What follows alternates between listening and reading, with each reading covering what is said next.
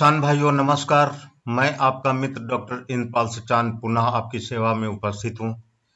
साथियों, आज हम आपको दलहनी फसलों में लगने वाले जो विल्ट रोग है, जिसको म्लानी, उक्का, चटका, मुरझा या मरा आदि विभिन्न नामों से जाना जाता है, तो इस रोग के प्रबंधन के बारे में आपसे बात करेंगे।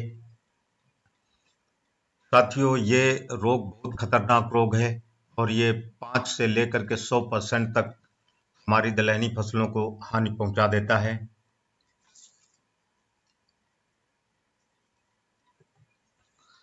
जो किसान भाई मेरे साथ अभी नए जुड़े हैं, उनको बता दूं कि मैं एक प्लांट पैथोलॉजिस्ट हूं या पादप रोग विज्ञानी हूं और मैंने पाटनगर यूनिवर्सिटी से प्लांट पैथोलॉजी में डॉक्टरेट किया हुआ है। साथियों, ये 2 रिसर्च पेपर्स हैं जो कि मैंने आपसे करीब 24-25 साल पहले पब्लिश किए थे। पहला रिसर्च पेपर है कि जो रूट नॉट निमेटोड या मिलाइडोगाइन या जो जड़ों में गांठ बनाने वाला निमेटोड होता है, तो उसका अरहर के फ्यूजेरियम विल्ट पे क्या प्रभाव पड़ता है।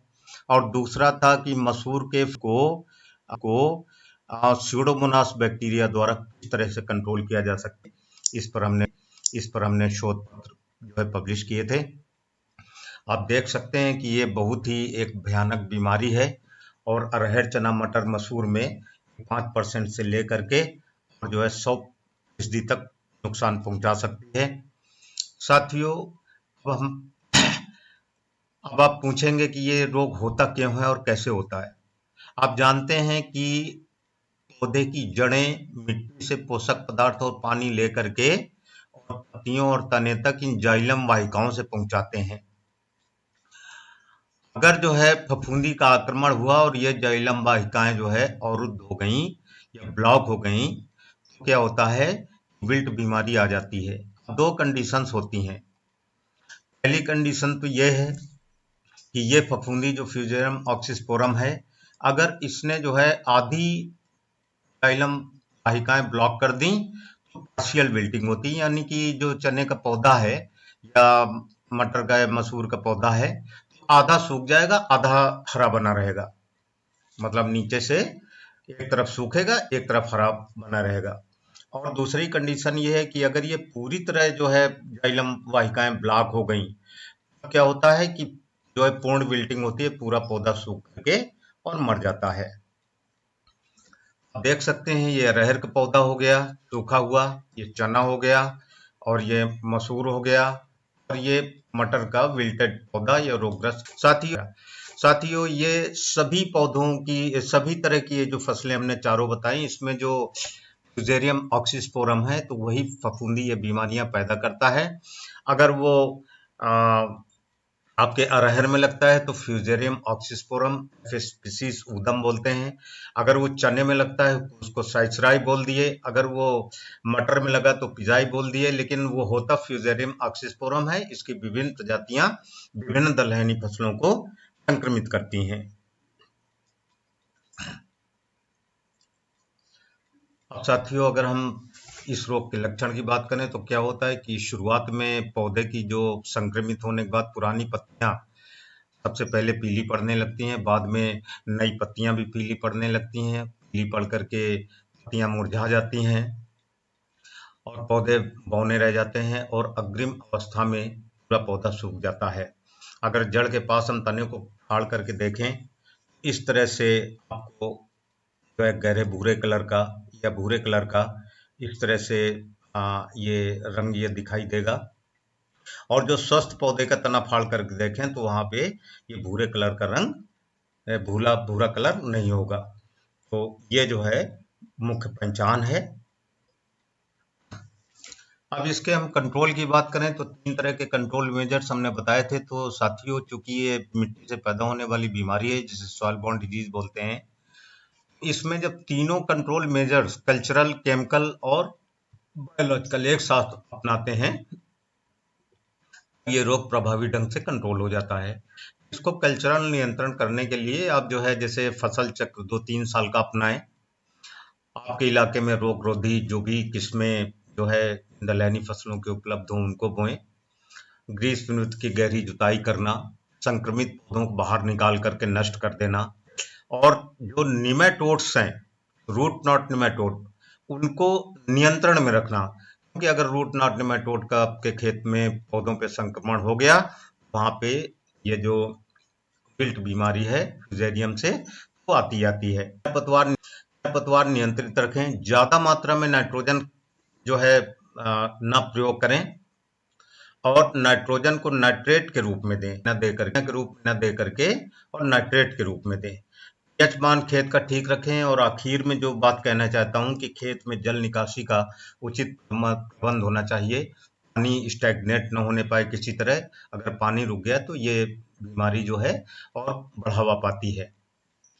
केमिकल कंट्रोल की बात करें तो इसमें आपके पास 5 विकल्प हैं, 5 कवकनाशी हैं। थायराम हो गया, copper oxychloride, carbendazim plus mancozeb और थायोफिनेट मिथाइल। हमने ब्रैकेट में इनके सबके ब्रांड नेम्स लिख रखे हैं, जो भी आसानी से उपलब्ध हो जाए आपकी मतलब आसपास पेस्टिसाइड की दुकानों में आप ले लीजिए। साथियों, मैं किसी भी कंपनी के ब्रांड का प्रचार करने के लिए नहीं हूँ। मैंने ये इसीलिए ढेर सारे आपको विकल्प दिए हुए हैं कि जो आपको उपलब्ध हो जाए वो आप खरीद लें, किसी विश्वस्त कंपनी और विश्वस्त दुकान से खरीदें। तो इन फसलों में सबसे पहले हम बीज उपचार करते हैं।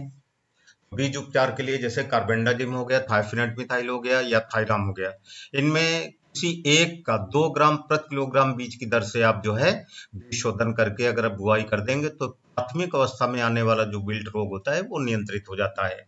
इसके बाद जो है आपने बुआई कर दिया और आपको फसल उगने के 20-25 दिन बाद या 1 महीने बाद अगर ये लक्षण विल्ट देते हैं, जैसे कार्बेंडाजिम प्लस मैनकोजेब या कॉपर ऑक्सीक्लोराइड या थायोफिनेट मिथाइल, इन 3 में से कोई एक फंजीसाइड ले लीजिए और 2 ग्राम प्रति लीटर पानी की दर से घोल बना करके और मिट्टी से जो पौधे का तना लगता हुआ है तो उसको भिगोते हुए जड़ों के क्षेत्र में आप अच्छे से ड्रेंच करें। 20 से 25 दिन के अंतराल में या 20 दिन के अंतराल में आप कम से कम 2 से 3 बार ड्रेंच करें। एक चीज का ध्यान रखें कि हर बार ड्रेंच करने के लिए आप अलग फंजीसाइड लें। पहले अगर कार्बेंडाजिम लिया है तो दोबारा से आप करें तो कॉपर ऑक्सीक्लोराइड ले लें, दोबारा आप जो है थायोफिनेट मिथाइल ले लें। इस तरह ड्रेंच करें, ये बीमारी कंट्रोल में आ जाएगी। और साथियों, वो लोग जो कि ऑर्गेनिक कल्टीवेशन करते हैं, जैविक खेती करते हैं, उनके लिए जैविक नियंत्रण करना बहुत जरूरी होता है। जैविक नियंत्रण में जैसे ट्राइकोडर्मा हो गया, स्यूडोमोनास हो गया, बैसिलस हो गया, तो ये इन तीनों जो बायो कंट्रोल एजेंट के हमने ढेर सारे ब्रांड नेम लिख रखे हैं, कंपनी जिस नाम से बनाती हैं, तो आप जो है अपने नजदीकी पेस्टिसाइड की दुकान से खरीद सकते हैं। साथियों, ट्राइकोडर्मा, स्यूडोमोनास, इन पे हमने अब 30 साल पहले से नगर में काम करना स्टार्ट किया था और आज भी हम इस जो है बायो कंट्रोल और बायो फर्टिलाइजर के साथ जुड़े हुए हैं।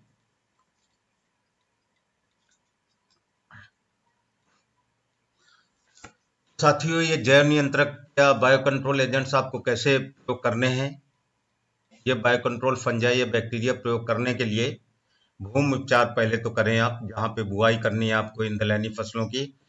2 कॉम्बिनेशन आपको सजेस्ट कर रहा हूं, एक ट्राइकोडर्मा प्लस स्यूडोमोनास का कॉम्बिनेशन हो गया और एक कॉम्बिनेशन हो गया ट्राइकोडर्मा प्लस बैसिलस का। इन दो में से कोई एक कॉम्बिनेशन सेलेक्ट कर लीजिए और दोनों का 1-1 लीटर या अगर पाउडर फॉर्म में है तो 2 किलोग्राम कल्चर को जो है आप ले करके और 50 किलोग्राम सड़ी हुई गोबर की खाद में आप उसको मिला करके 50 किलोग्राम प्रत्येक के लिए है ये, 50 किलोग्राम ट्राइकोडर्मा और 50 किलोग्राम स्यूडोमोनास के लिए मिला करके आप छाया में ढेर लगा कर रख दें और 5 दिन बाद दोनों ढेरों को आपस में मिला लें और शाम के समय जा करके और आप खेत में छिड़काव करके जुताई कर दें। लेकिन ध्यान रहे कि खेतों में पर्याप्त नमी होना चाहिए और इसको शाम के समय ही प्रयोग करें।